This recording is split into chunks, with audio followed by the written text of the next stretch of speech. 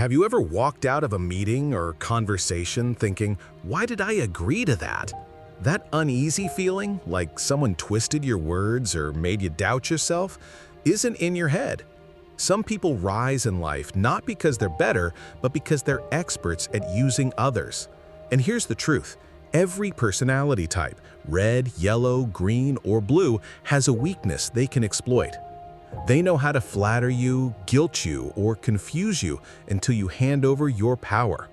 The question is, do you know how to stop them before it happens again? From the book Surrounded by Psychopaths by Thomas Erikson, you'll learn how to understand yourself and protect your identity from manipulative and exploitative individuals in your life.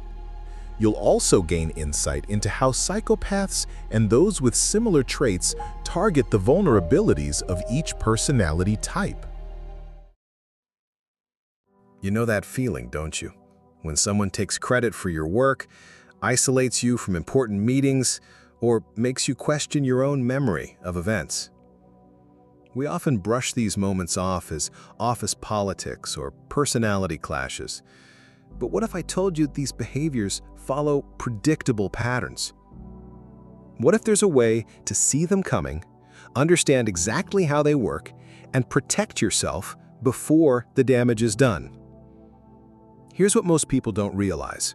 Manipulative individuals don't attack everyone the same way. They study you. They learn how you think, what you value, what makes you tick. And then they use your own personality against you. Let me explain something that changed how I see these situations forever. There's a simple model that breaks down human behavior into 4 basic types, represented by colors. Think of it as a psychological map that shows not just who you are, but where your blind spots might be. Red personalities are direct, decisive, results-focused. They move fast, take charge, speak their mind. If you're red, you probably hate wasting time, and you're not afraid of conflict. Yellow personalities are enthusiastic, social, optimistic. They love being around people, they're great at inspiring others, and they thrive on variety and excitement. Green personalities are patient, supportive, reliable. They value harmony, they're excellent listeners, and they prefer stable, predictable environments where everyone gets along. Blue personalities are analytical, precise, systematic. They love data, they plan carefully, and they need to understand the why behind everything. Now here's the crucial part. You're probably not just one color. Most of us are combinations. But there's usually one that feels most natural, most like home. Let me give you a quick way to figure this out. I want you to think about how you handle stress at work. When the pressure's on, do you take control and push harder toward the goal? That's red energy. Do you try to rally the team, keep spirits up, maybe add some humor to lighten the mood? That's yellow. Do you focus on supporting others, making sure everyone's okay, trying to keep the peace? That's green. Or do you step back, analyze what went wrong, create a systematic plan to fix it? That's blue. Take a moment. Which one felt most like you? The reason this matters, the reason understanding your color is the first line of defense, is because manipulative people use this knowledge as a weapon. They don't see your red decisiveness as leadership, they see it as pride they can wound. They don't see your yellow enthusiasm as energy, they see it as neediness they can exploit. The most effective way to protect yourself from manipulation is to understand both your own behavior patterns and those of the people around you. This isn't about being paranoid, it's not about seeing enemies everywhere, it's about self-knowledge. Because when you understand your natural tendencies, your automatic responses, your core values, when you know exactly who you are, it becomes much harder for someone else to rewrite your story. In the workplace, in relationships, in any situation where someone might try to control or exploit you, your personality is both your greatest strength and your potential weakness. The same traits that make you successful also create predictable blind spots that manipulative people know how to find. But here's the good news. Once you see the pattern, once you understand the game, you can't be played the same way again. And that's exactly what we're going to do together. Understanding your personality type through the 4-color model isn't just interesting, it's essential self-defense. Red, yellow, green, and blue personalities each have natural strengths, but they also have predictable vulnerabilities that manipulative people exploit.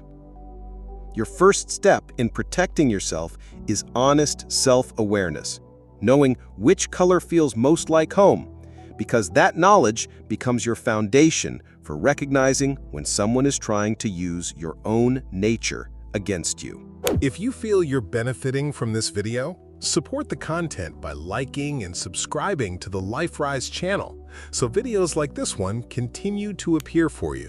Let me introduce you to someone. We'll call them Alex. Alex just started at your company 3 weeks ago, and they're already everyone's favorite colleague. They remember your coffee order, they ask about your weekend, and they have this way of making you feel like the most interesting person in the room when you talk. But here's what you don't see.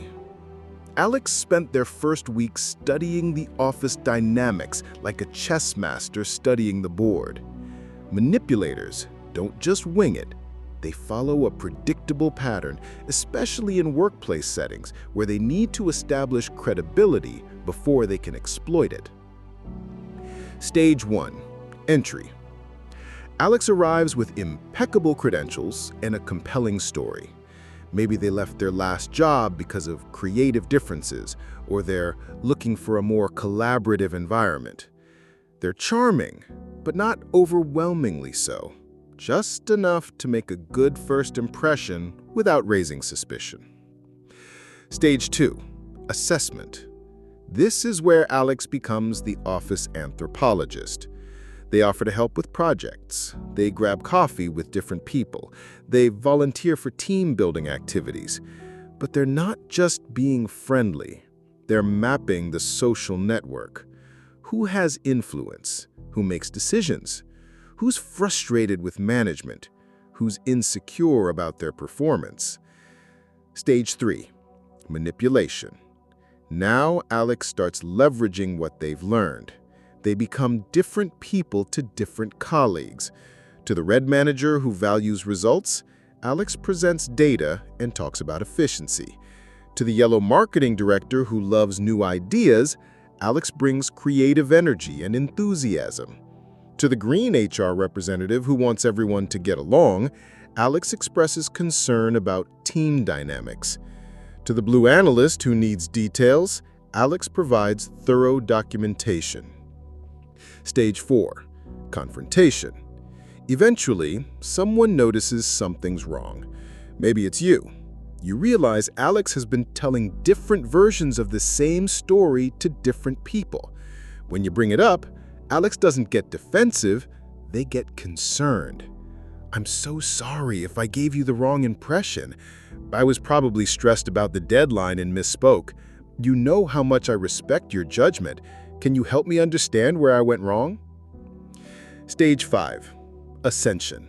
By now, Alex has positioned themselves as indispensable to multiple people in multiple departments. When promotion opportunities arise, they have advocates they've carefully cultivated. The people who questioned them earlier, they've been subtly marginalized or they've left the company entirely. Let's break down the specific tactics Alex and others like them use, because recognizing these in real time is crucial for your protection. Superficial charm. This isn't just being likable, it's a performance that feels slightly off if you pay attention. The smile that appears and disappears too quickly. The compliments that feel generic even when they sound personal. the way they seem to turn on their personality when certain people walk into the room. Mirroring. They become whatever you need them to be. If you're stressed, they're calm and reassuring. If you're excited, they match your energy perfectly. If you value honesty, they confide in you about their struggles with other people's dishonesty. Triangulation. This is where they create conflict between other people while positioning themselves as the neutral party. I probably shouldn't tell you this, but Sarah was questioning your decision in yesterday's meeting. I defended you, of course, but I thought you should know. Gaslighting. When confronted with inconsistencies, they don't argue with you. They make you question your own perception. I never said that. Are you sure you're remembering correctly? You seemed really overwhelmed that day. Selective truth. They tell you true things about other people to build credibility, then slip in false information later. You know how Mike always interrupts in meetings? Well, he also told me he thinks your project is a waste of time. Playing savior.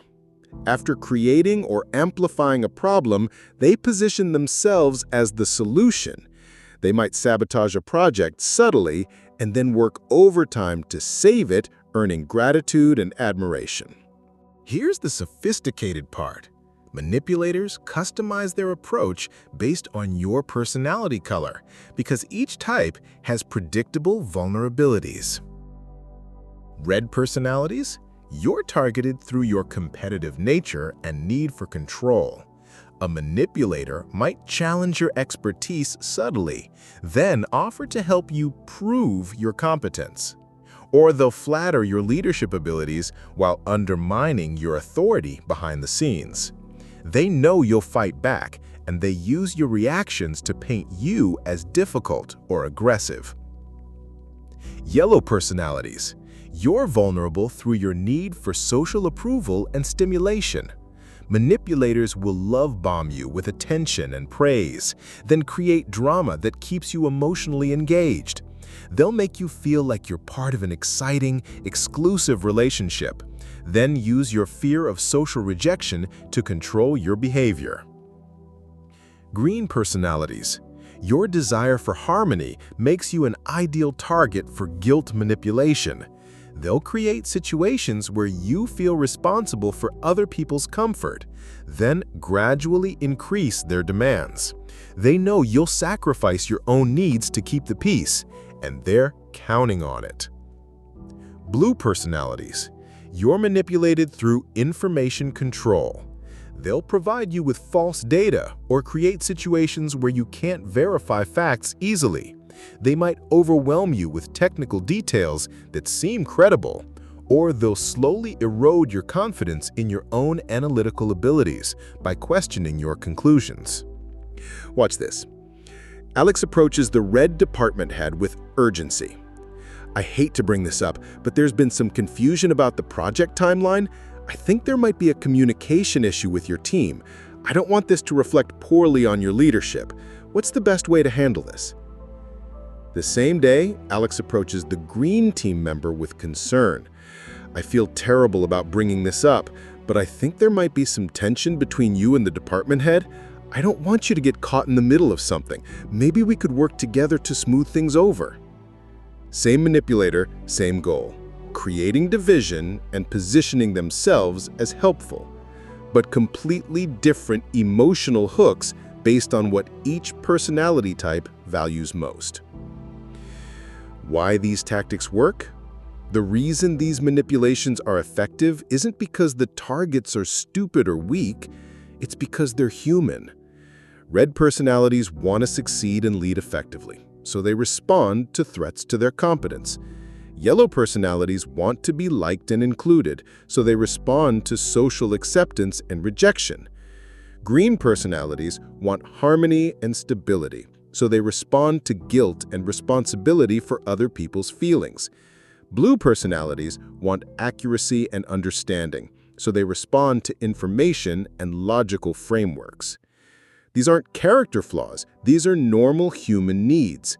Manipulators succeed because they exploit our strengths and turn them against us. But here's the key insight.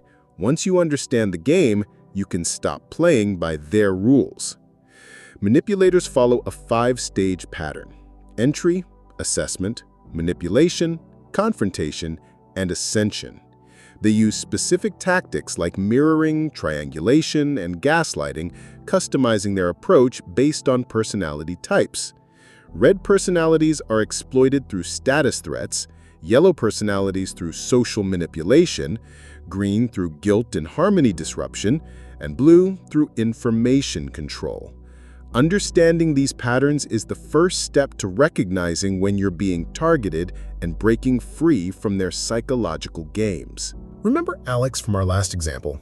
Let's say you're starting to feel uneasy about them, but you can't quite put your finger on why. Your gut is telling you something's wrong, but Alex seems so helpful, so concerned about everyone's well-being. This is the moment that separates people who get manipulated for years from people who catch it early and protect themselves. The difference isn't intuition, it's evidence. Feelings can be manipulated, but patterns of behavior, those tell the real story. Here's your checklist, and I want you to think of someone specific while I go through this. Red flag number 1, rehearsed charm. Their charm feels performative. They use the same phrases with different people. Their facial expressions don't quite match their words. You notice they turn on their personality when certain people enter the room, then shift completely when those people leave. Red flag number 2, boundary violations plus blame shifting. They consistently cross lines, showing up at your desk when you're clearly busy, calling after hours for non-urgent matters, asking personal questions that feel invasive, but when you express discomfort, somehow it becomes about your sensitivity, not their behavior. Red flag number 3, broken promises with perfect excuses. They commit to things, then don't follow through. But their explanations are always reasonable. The client changed requirements, the system was down, someone else dropped the ball. The excuses are so logical that you feel unreasonable for being frustrated. Red flag number 4, the idealization devaluation cycle.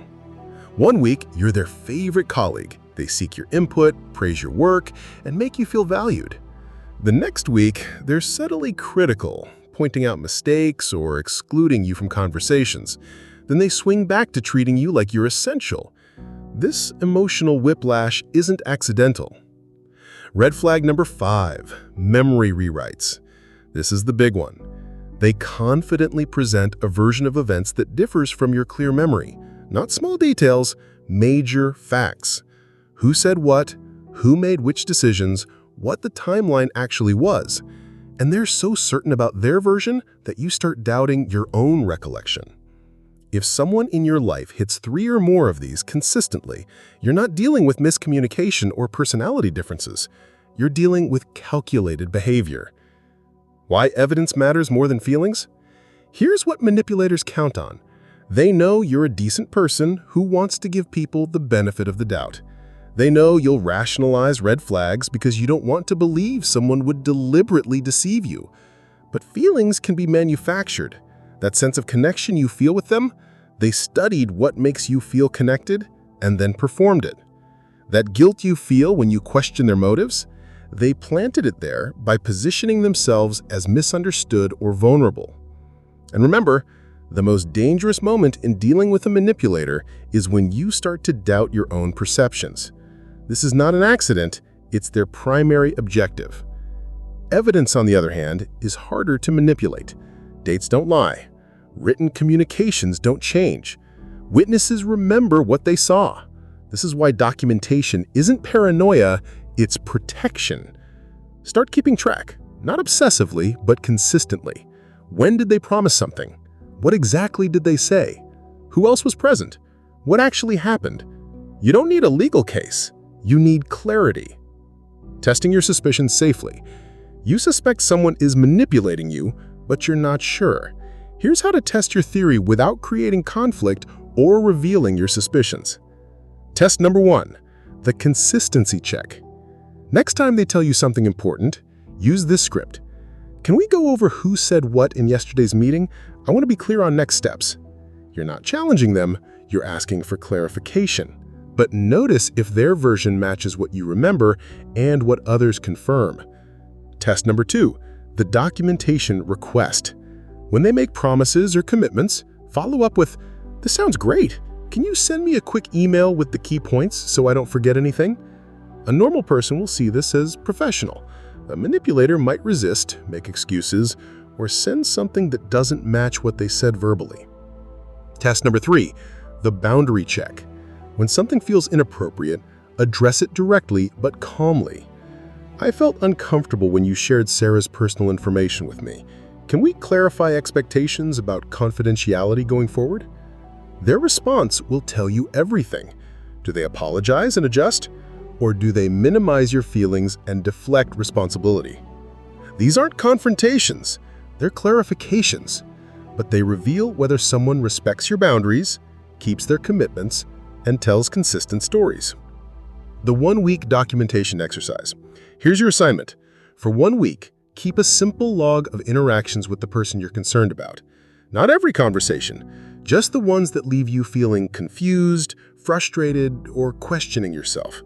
Write down date and time, what they said or did, how you responded, how you felt afterwards, and any witnesses present. At the end of the week, read through your notes. Look for patterns. Are there certain types of situations where problems always arise? Do they treat you differently when others are around? Do their stories stay consistent across multiple interactions? Most people are shocked when they see their interactions documented this way. Behavior that seemed random or isolated suddenly reveals itself as systematic. Incidents that felt minor in the moment form a clear pattern when viewed together. This isn't about building a case against someone, it's about seeing clearly what's actually happening versus what you've been told is happening. When your evidence confirms your fears, trust what you're seeing. Don't wait for more evidence. Don't hope they'll change. Don't try to fix them by being more understanding or accommodating. Manipulators don't manipulate because they're misunderstood or insecure. They manipulate because it works for them, and it will keep working until there are consequences that outweigh the benefits.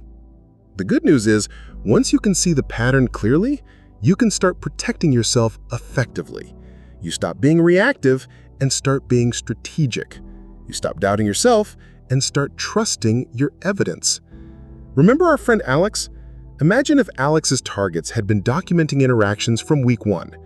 The charm offensive would be on record. The conflicting stories would be documented. The boundary violations would be logged with dates and witnesses. Instead of isolated individuals questioning their own perceptions, there would be a clear, undeniable pattern of predatory behavior. Alex's ability to manipulate would be severely limited because manipulation requires confusion and self-doubt to succeed. Recognizing manipulation requires evidence, not just intuition. The 5 key red flags are rehearsed charm, boundary violations with blame shifting, broken promises with perfect excuses, idealization devaluation cycles, and memory rewrites. Simple documentation and gentle testing can reveal patterns that feelings alone might miss.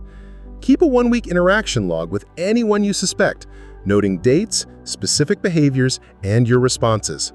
Trust your documented evidence over your manipulated emotions. Patterns of behavior don't lie, even when people do. Now we get to the part that changes everything.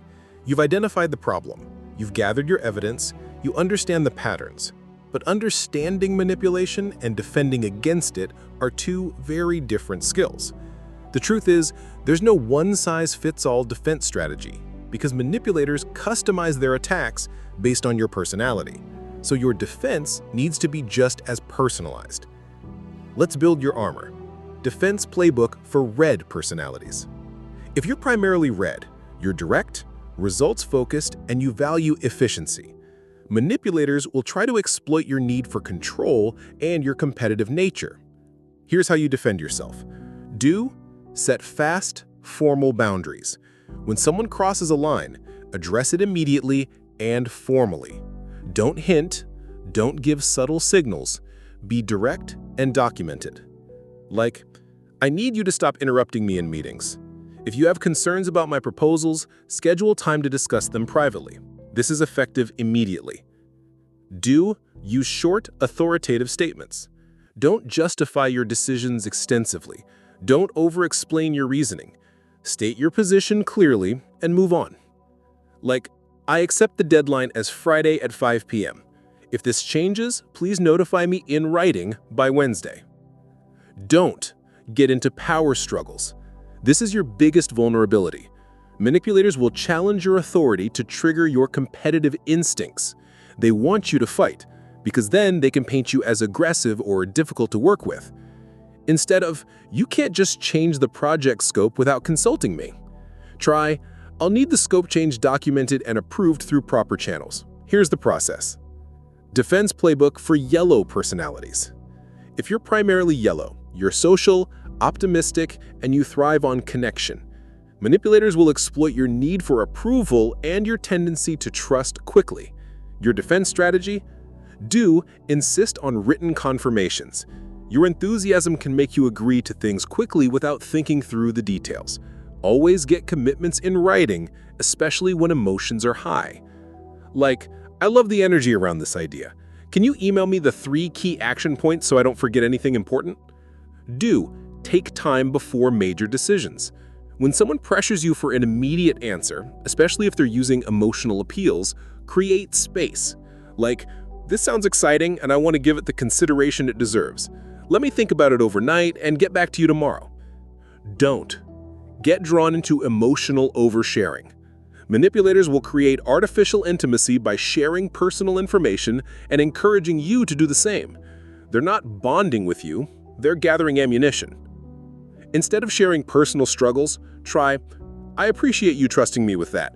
I prefer to keep work and personal life separate, but I'm here if you need professional support.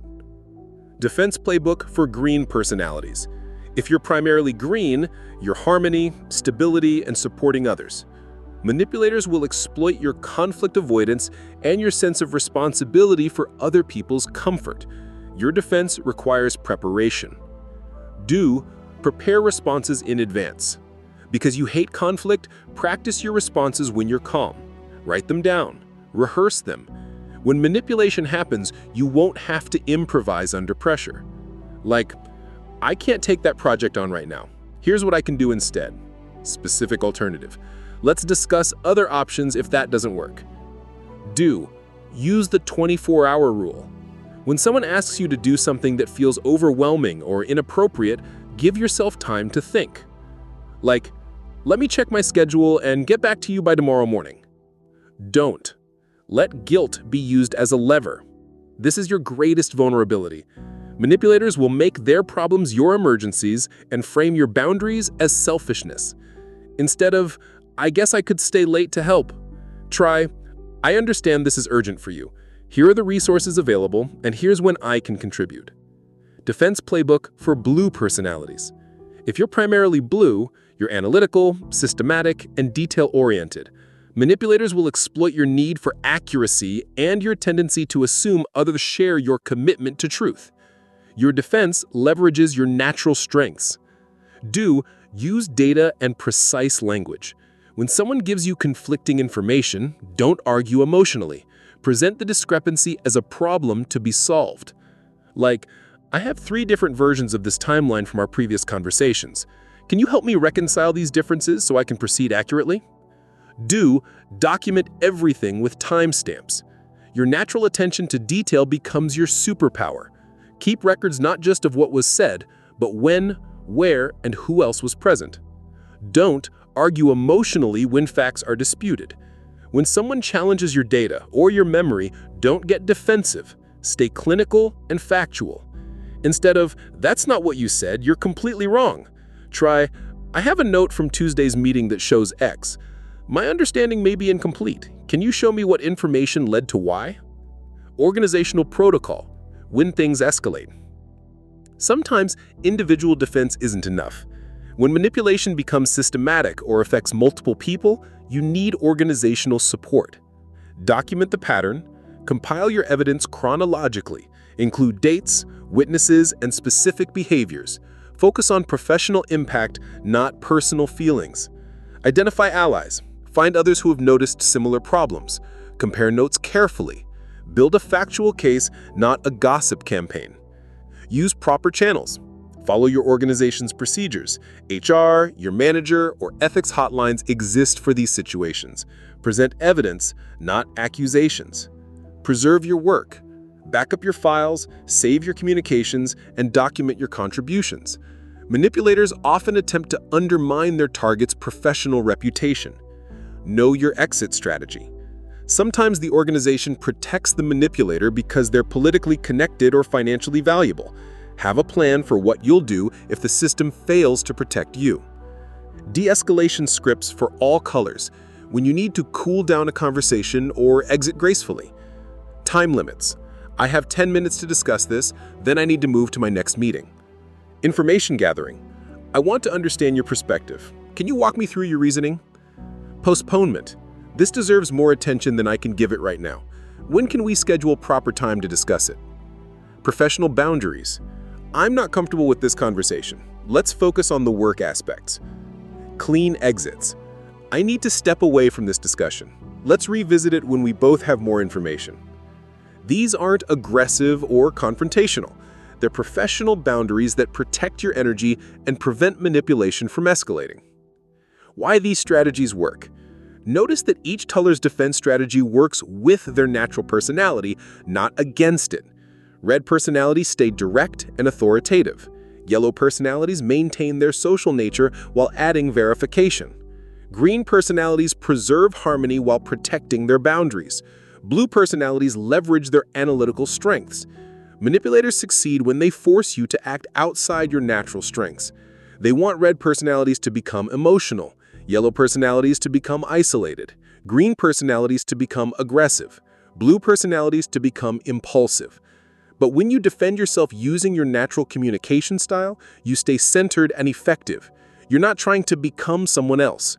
You're becoming a more protected version of who you already are. The manipulator's playbook assumes you don't understand the game. Once you do, their tactics become predictable and much less effective. They're used to people who react emotionally, doubt themselves, and compromise their boundaries to avoid conflict. They're not prepared for people who document everything, verify information, set clear limits, and enforce consequences consistently. Effective defense against manipulation must match your personality type. Red personalities need direct boundaries and formal documentation. Yellow personalities need written confirmations and decision delays. Green personalities need prepared responses and guilt resistance. Blue personalities need precise language and clinical fact-checking. When individual defense isn't enough, use organizational protocols, document patterns, identify allies, follow proper channels, preserve your work, and know your exit strategy. The key is defending yourself using your natural communication style, not trying to become someone else under pressure. Let's talk about what comes after. Because defending yourself against manipulation isn't just about stopping the harm. It's about rebuilding yourself, stronger than before. Maybe you've just recognized that you've been in a manipulative relationship for months or years. Maybe you're currently extracting yourself from a toxic workplace situation. Maybe you're just now understanding why certain interactions always left you feeling drained and confused. However you got here, you're here now. And that matters more than how long it took you to see clearly. Psychological recovery, rebuilding your foundation.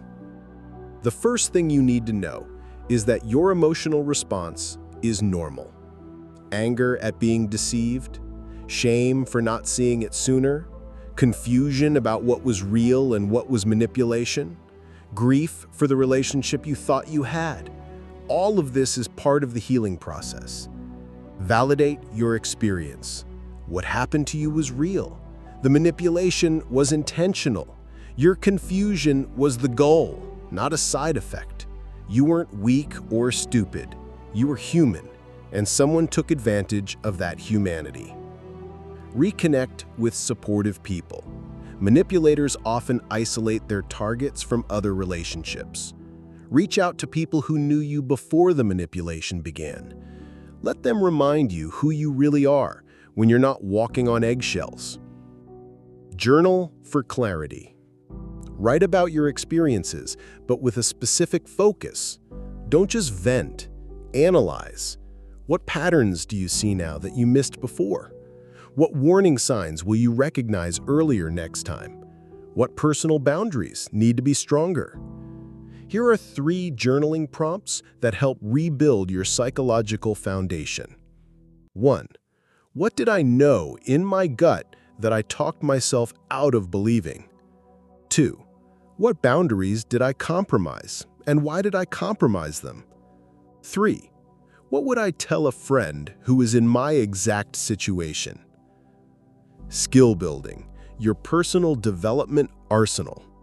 This experience isn't just something that happened to you. It's something that can make you significantly more resilient and self-aware. Here are the skills that will serve you for life. Emotional regulation training. Learn to pause between feeling triggered and responding. When someone pushes your emotional buttons, you want a gap between the push and your reaction. Practice the 10-second rule. Count to 10 before responding to anything that feels urgent or emotionally charged. Assertiveness practice. Most manipulation victims struggle with saying no clearly and comfortably. Start small. Practice declining minor requests without over-explaining. "I can't do that" is a complete sentence. "That doesn't work for me" requires no justification. Record-keeping habit. Make documentation part of your normal professional routine. Date and summarize important conversations. Save key emails. This isn't paranoia, this is professional competence. Most successful people do this naturally. Decision thresholds. Establish clear criteria for major decisions ahead of time. What evidence do you need before trusting someone with sensitive information? How many red flags equal a boundary conversation? Having these thresholds prevents you from making decisions in the emotional heat of the moment. Systems change, protecting others. If you've experienced workplace manipulation, you have an opportunity to help create systems that protect future targets. This isn't about revenge, it's about prevention. Clear policies. Many organizations have vague harassment policies, but nothing addressing psychological manipulation or workplace bullying. Advocate for clear definitions and reporting procedures. Transparent feedback systems. Manipulators thrive in organizations where feedback is informal and performance evaluation is subjective. Push for 360-degree reviews, peer feedback systems, and documented performance conversations. Hiring practices. Suggest interview questions that reveal character, not just competence. Tell me about a time you made a mistake that affected others. How did you handle it? Describe a situation where you had to give someone difficult feedback. What do you do when someone disagrees with your approach? Cultural change. Model the behavior you want to see. Document your commitments and follow through. Give credit generously. Address problems directly rather than through back channels. Be the colleague you wish you'd had. When to get professional help. Some situations require more than personal development and organizational change. Legal consultation. If manipulation involved harassment, discrimination, financial harm, or violation of employment law, consult with an attorney who specializes in workplace issues. HR escalation. If the manipulator is in a position of power and the behavior is affecting multiple people, formal HR complaints may be necessary. Document everything and consider working with other affected employees. Therapy support. If manipulation has affected your ability to trust your own judgment, your relationships outside work, or your mental health, professional counseling can help you rebuild more quickly and more thoroughly. These aren't signs of weakness. They're signs that you're taking the situation seriously and protecting yourself completely. The Resilience Montage, from targeted to bulletproof. 6 months from now, here's what your life might look like. You walk into meetings with quiet confidence. You listen to your gut feelings and trust them. When someone tries to pressure you into a quick decision, you automatically pause and ask for time to consider. You document important conversations without thinking about it. It's just good professional practice now. You recognize charm that feels performative within minutes instead of months. When someone violates a boundary, you address it immediately and calmly. You have supportive relationships with people who respect your judgment and value your contributions. You still encounter manipulative people. They're part of the world. But now you see them clearly from the beginning. Their tactics don't work on you because you understand the game they're playing and you refuse to play by their rules. Most importantly, you trust yourself. You know the difference between someone who disagrees with you and someone who's trying to undermine your reality. You can tell the difference between constructive criticism and manipulation disguised as feedback. Listen, the goal is not to become paranoid or cynical. The goal is to become discerning, to see people clearly, both their positive qualities and their potential for harm, and to respond appropriately to what you observe. You're not paranoid, you're not cynical, you're awake, and that makes all the difference. Your action plan. Small steps, big changes. Here's what you can do this week to start building your defenses. Step 1. Take the color assessment. Identify your primary personality color and your secondary traits. Understanding your natural communication style and vulnerabilities is the foundation of everything else we've discussed. Step 2. Document one interaction. Choose one person in your life who sometimes leaves you feeling confused or questioning yourself. For 1 week, write down your interactions with them using the format we discussed in Part 3. Just observe and record. Step 3. Practice one script. Pick one defensive script that matches your personality color from Part 4. Practice it in front of a mirror until it feels natural. Use it the next time someone tries to pressure you or cross a boundary. That's it. 3 small actions that will begin to change how you navigate relationships and protect your energy. Conclusion. The strength you always had. Let me leave you with this thought. The very qualities that made you vulnerable to manipulation, your empathy, your willingness to trust, your desire to help others, your commitment to fairness, these aren't weaknesses to overcome, they're strengths to protect. The goal is not to become hard or suspicious. The goal is to become wise, to keep your compassion while adding discernment, to maintain your generosity while enforcing boundaries, to stay open to genuine connection while recognizing and deflecting predatory behavior. You have the right to work in environments where your contributions are valued and your boundaries are respected. You have the right to relationships based on mutual respect rather than one-sided exploitation. You have the right to trust your own perceptions and protect your own well-being. Some people will try to convince you that the world is full of predators and you need to be suspicious of everyone. That's not true. Most people are decent, well-intentioned, and genuinely interested in mutual benefit. But some people aren't. And now you know how to tell the difference. The manipulation you experienced wasn't your fault, but your protection going forward is your responsibility. You have the tools now. You understand the patterns. You know how to defend yourself in a way that honors who you are while keeping you safe from those who would exploit your goodness. You're not just surviving manipulation anymore. You're building a life where manipulation can't take root in the first place. That's not just recovery, that's transformation. Recovery from manipulation involves validating your experience, rebuilding connections, and journaling for clarity. Essential skills include emotional regulation, assertiveness practice, documentation habits, and clear decision thresholds. When possible, advocate for systemic changes like transparent feedback systems and character-focused hiring practices. Seek professional help when needed, legal, HR, or therapeutic support.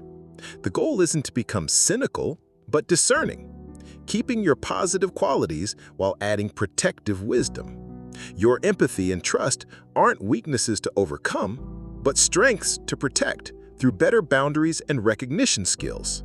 So now you know how even your closest friends might manipulate you without you realizing it. But here's the truth. Understanding manipulation is just the first step. If you don't take control of your own path, you'll always be living by someone else's rules. That's why you can't miss my next video, How to Transform Your Life from Employee to Wealthy in Just 7 Steps. It's the roadmap to breaking free and creating the life you actually want. Don't stop here, click it now, because every day you wait is another day stuck in the same cycle.